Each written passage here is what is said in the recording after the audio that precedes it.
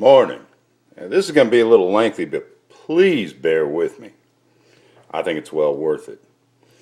This video is not about who started the fire in the cabin that Dorner was in. This is about whether or not the LA SWAT team was there. Okay? And the recording of the scanners. All right? It has been reported on several YouTube sites, as well as the Young Turks, Mox News, and InfoWars, okay, about the audio recording. So, here we go. First off, was LAPD at the cabin? I've done like 4 or 5 hours worth of internet searches on this.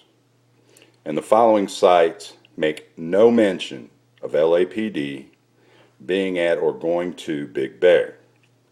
All right, theclarionledger.com, huffingtonpost.com, theblaze.com, and CNN.com and foxnews.com. The last of these sites, okay, I would like you to remember, and that is the LAtimes.com.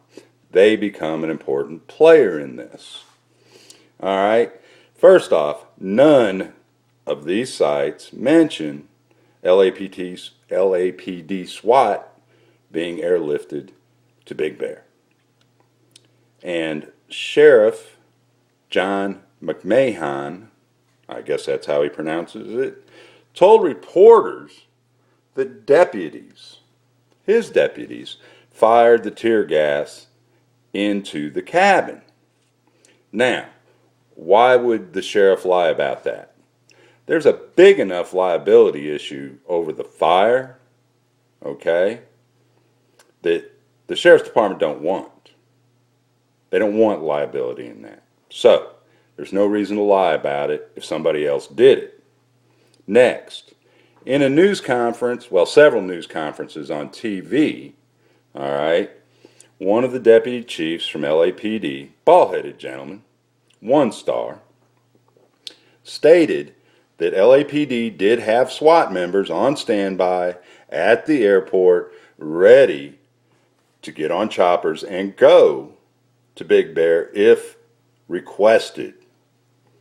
At no time does he say that they were requested and they were responding. All right. But if he's willing to tell you they're at the airport on standby waiting to get on choppers, it seems to me he'd tell you that they did and they went. All right. Now, in one of these reports, and I don't remember exactly which one, it stated that the scanner recording was from the San Bernardino Sheriff's Department, not the LAPD, as some have said. Notice I said as some have said, not all. All right, next. The following sites have said that LAPD SWAT was there. InfoWars and digitaljournal.com, as well as TMZ.com. Now, InfoWars and Digital Journal both cited TMZ as their source for this information, whereas TMZ.com cites the LA Times as their source for the information. And if you recall back a few minutes ago, I told you, according to LA Times, they don't say nothing about LAPD SWAT going there. Why would they give the story to TMZ and not report it themselves? Don't make sense. All right. Now, in the InfoWars article online, it states a site, Gawker.com, Gawker.com, as reporting that the scanner feeds from the incident were disabled online. Okay. So I went to Gawker.com. Now, they put out a timeline, and here's part of it. According to Gawker.com, at 5:31 Eastern Time, scanner feeds were disabled from the internet. Now, the importance of this is that there's a journalist, I forget the man's name, Ben something I believe, who said he was listening to it on his phone, which would be his smartphone, which would mean he was listening to it on the internet. So if it was disabled, he couldn't have listened to it. Makes sense to me. Now, at 7:13 Eastern Time, Gawker says the police fired CS canisters into the cabin. Now, according to the sheriff, 2 types of CS canisters were fired in. All right. One, quote unquote, wouldn't start a fire. The second type would, or was capable of it. However, there's also reports that Dorner had lit off smoke grenades trying to cover a possible escape from the cabin, which I can tell you from personal experience, smoke grenades will start a fire. I've seen it. Okay. Now, that was at 7:13. At 7:17 Eastern Time, the cabin was engulfed in flames. We can all pretty much agree with that timeline, I think. Here's the question. If the scanners were scrambled or disabled online, where did the recording come from? Because they would have been scrambled everywhere. Okay? Not just on the internet. If they were going to scramble them, they scrambled them everywhere. So where did this recording come from? How did this journalist report that he listened to it on his smartphone? That's like listening to it online.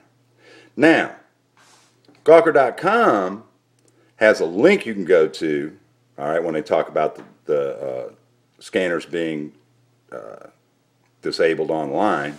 And when you go to that, it is radioreference.com. Now, I'm assuming the reason they did that was to show that it goes up to 5:13 and then you don't hear any more from it. Okay, so, where did this recording come from?